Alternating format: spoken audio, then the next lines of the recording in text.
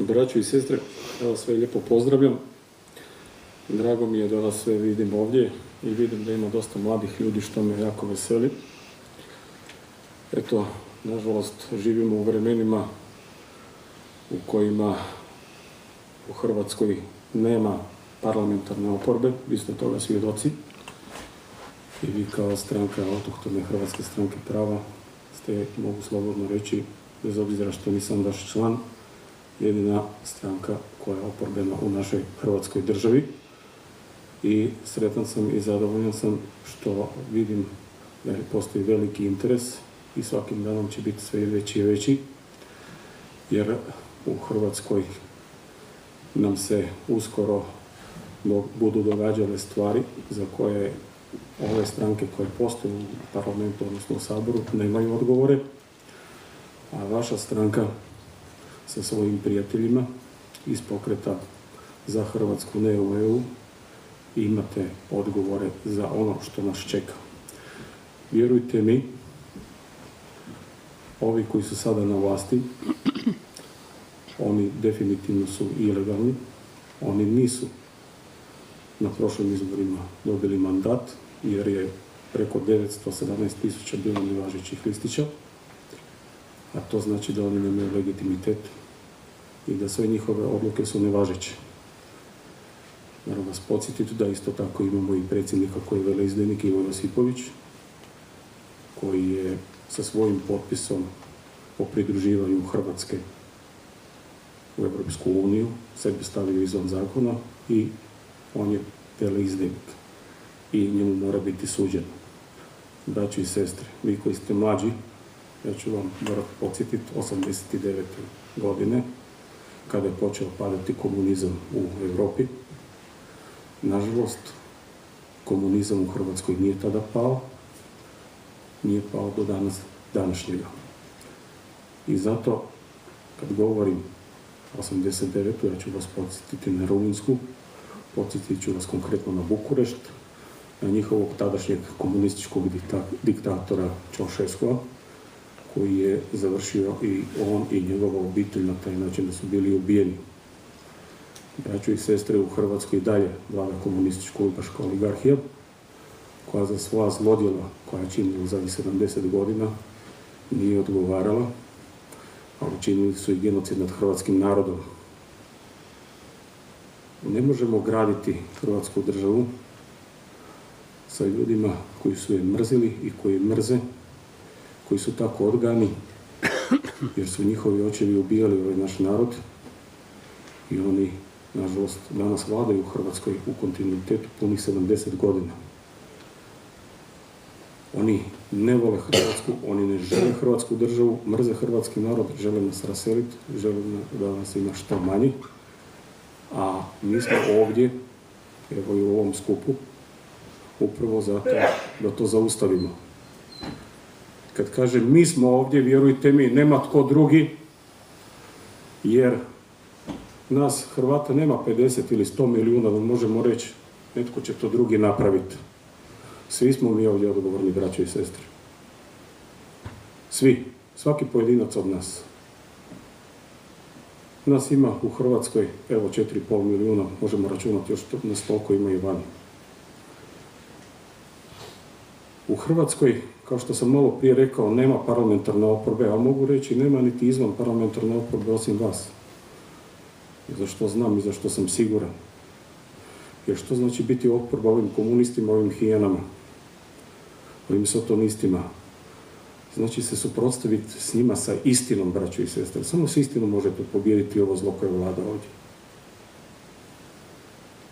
I ne smijete biti potkupljivi, a poznajem ovdje dosta ljudi koje znam i jamčim da nisu potkupljivi i koji su spremni dati svoj život. Evo, mi smo ovdje, ima nas par za koje znam, uključujući sebe, koji smo bili dragovoljci 1991. i koji smo otišli u rat dragovoljno, branili svoj narod da spasimo Hrvatsku od četničke agresije. I to smo uspjeli. Ali što se dogodilo? Četnici su danas na vlasti. Upravo oni protiv kojih smo se borili. Da podsjetim opet mlađe ljude na četnike koji su prvo podignuli barikade na prometnicama. I eto, oni koji su podigli barikade na prometnicama, Oni su danas u Saboru, oni su danas u vladi. Znači, nas čeka puno posla. Mogli bi se malo i ugledati na to. Ako podignemo mi barikade po cijeloj Hrvatskoj, onda ćemo prisiliti ovu vlast, da počinje poštivati zakone i ustav kojeg oni ne poštuju.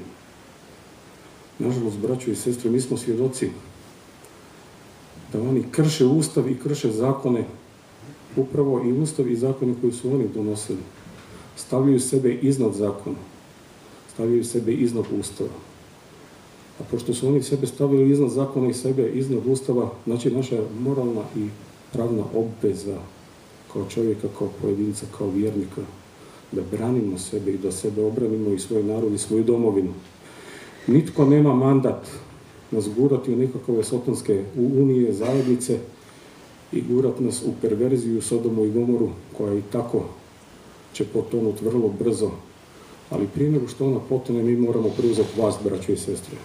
U Hrvatskoj nitko, vjerujte mi, uopće o tome ne razmišlja o šta sad da govorim od parlamentarnih stranaka, odnosno od parlamentarne oporbe koja ne postoji, jer oni su, kako mi kažemo, djeca jedne majke, komunističke majke, koja je samo cicala komunističku sisu i oni vladaju, evo ga ponavljam, punih 70 godina.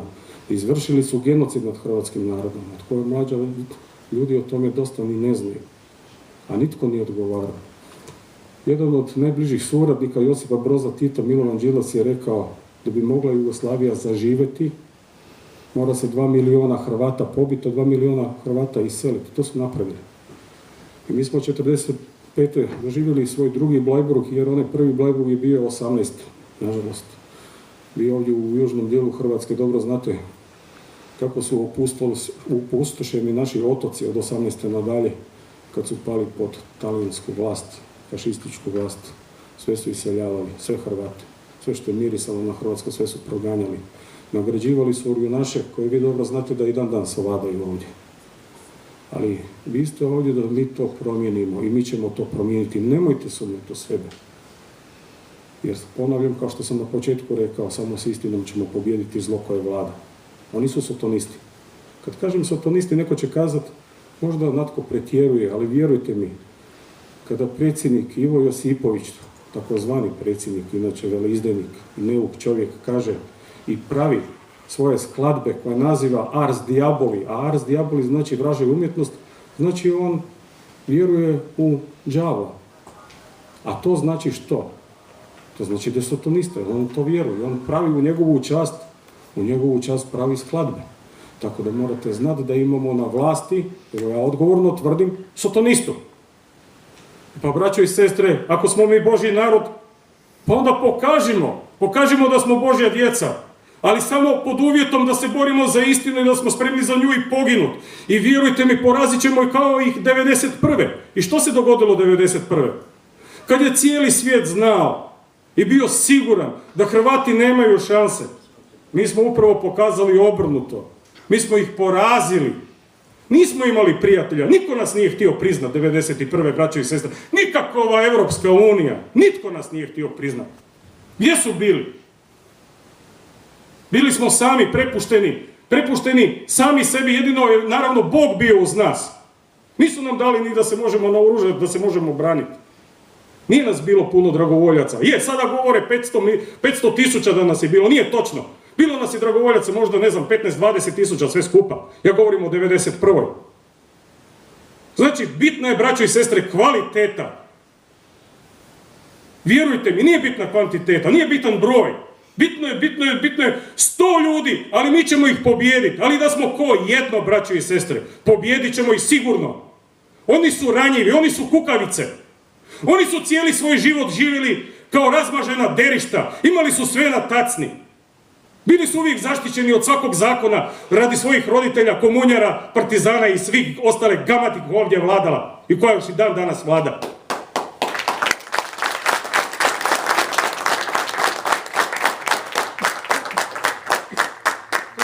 Ja bih vam htio puno toga reći. I ja sam siguran da će biti prilike da ću vam se ja još koji puta sigurno i obratiti. I ne samo u Solinu, nego i u Splitu, svuda. Diljem Hrvatske. Jer znam da Ima još ljudi koji moraju poslije mene naravno govoriti i koja toplo pozdravljam, a htio bih nešto reći i za evo vašeg predsjednika Dražena Kelminca. 21. siječnja ove godine, vi koji ste to možda vidjeli ili pratili, kad smo namjeravali ispred pokreta za Hrvatsku ne u EU skinuti na trgu Bana Jelačića okupatorsku zastavu, ilegalno postavljenu jednu kuhinsku krpu koja ima 12 zvjezdica na plavoj krpi. Vidjeli ste vi neki, a vi koji ne znate, policija je brutalno fizički nasrnula na nas i oni su nas stavili u lisice, u marice i htjeli odvesti. Vaš predsjednik, Dražen Kelminac, je stao ispred kombi i nije dozvolio. Onda su i njega isto stavili u maricu, ali su ga prije toga brutalno fizički zlostavljali na asfaltu i stavili mu lisice na leđa, još u nekima bolove u rebrima i tako. Znači, braćo i sestre, budite požrtvovani. Vjerujte mi, budite jedan prema drugome, kao što nas je Mesija učio, braće po vjeri. I nema te sotonske sile da nas može poraziti, braćo i sestre. Ja znam da u ovim medijima to uopće se ne pokazuje plemenitost kao neka vrlina, ali vjerujte mi, ima nas koji znamo što je to vrlina, a one koji na nebu, on to prepoznaje kao svoju djecu. Budite složni, budite zajedno u obrani protiv zla. Vjerujte mi, pobjedit ćemo. Zato, braćo i sestre, želim vam svako dobro. Živite u istini, za istinu se borite, jer od 1097. godine, od posljednjeg našeg hrvatskog kralja, po krvi Petra Svačića, mi smo nažalost živjeli kao sluganski narod, braćo i sestre. I sad nakon 900 godina imamo moralno pravo, kad imamo već svoju državu, da smo onda i gazde u svojoj državi. I ta država pripada nama, ali ne kao nama slugama, nego mi moramo preuzeti vlast. I ja vas sada pozivam da konačno preuzmemo vlast. Želim vam svako dobro, uspjeh u vašem radu i osvojimo vlast, jer je vlast naša. Svako dobro želim.